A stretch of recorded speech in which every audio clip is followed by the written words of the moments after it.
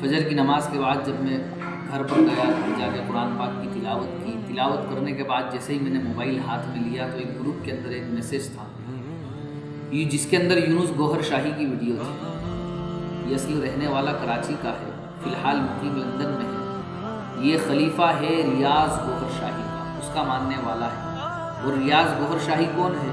یہ نعوذ باللہ اس بات کا دعوے دار ہے کہ میں امام مہدی ہوں۔ یونس گوہر شاہی کا کہنا ہے کہ میں نے ریاض گوہر شاہی کے کاندھوں کے بیچ میں امام مہدی کی مہر دیکھی، جیسے رسول اللہ صلی اللہ علیہ وسلم کے شانوں کے بیچ میں، کاندھوں کے بیچ میں اللہ تبارک و تعالیٰ نے مہر نبوت رکھی تھی، ختم نبوت کی مہر رکھی تھی۔ اسی طریقے سے اس کا کہنا ہے کہ ریاض گوہر شاہی جو کہ جھوٹا دعویٰ کرتا ہے امام مہدی کے ہونے کا، اس کے کاندھوں کے بیچ میں امام مہدی کی مہر ہے۔ یہ کہتا ہے کہ ریاض گوہر شاہی جو کہ جھوٹا امام مہدی ہے، اس کے ہاتھ کے ناخنوں پر، ایک ہاتھ کے ناخن کے اوپر آیت الکرسی لکھی ہوئی ہے اور دوسرے ہاتھ کے ناخن کے اوپر سورہ یاسین لکھی ہوئی ہے۔ یہ کہتا ہے کہ ریاض گوہر شاہی کے گھٹنے پر اللہ کا نام اسم ذاتی یہاں پر کھال میں کھدا ہوا ہے، لکھا ہوا ہے، جس سے نور نکلتا ہے، اور اس کے سر کے اوپر سورہ رحمان لکھی ہوئی ہے۔ بزرگ دوستو، یہ اس دور کا بڑا عظیم اور بہت بڑا اور بہت برا فتنہ ہے۔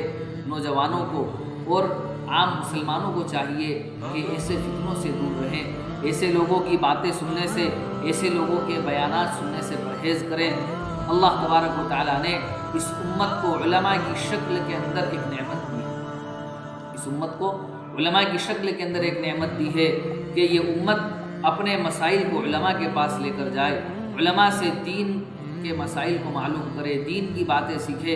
اگر ہم علماء کی رہبری کے اندر رہیں گے تو ایسے فتنوں سے محفوظ رہیں گے جو کہ یونس گوہر شاہی ہے، ریاض گوہر شاہی ہے، اور انجینئر مرزا علی ہے، اور اس کے علاوہ بھی کئی سارے فتنے ہیں جو لوگوں کو فتنوں کے اندر مبتلا کر رہے ہیں، لوگوں کے دین سے، ان کے عقائد سے، ان کے مذہب سے کھلواڑ کر رہے ہیں۔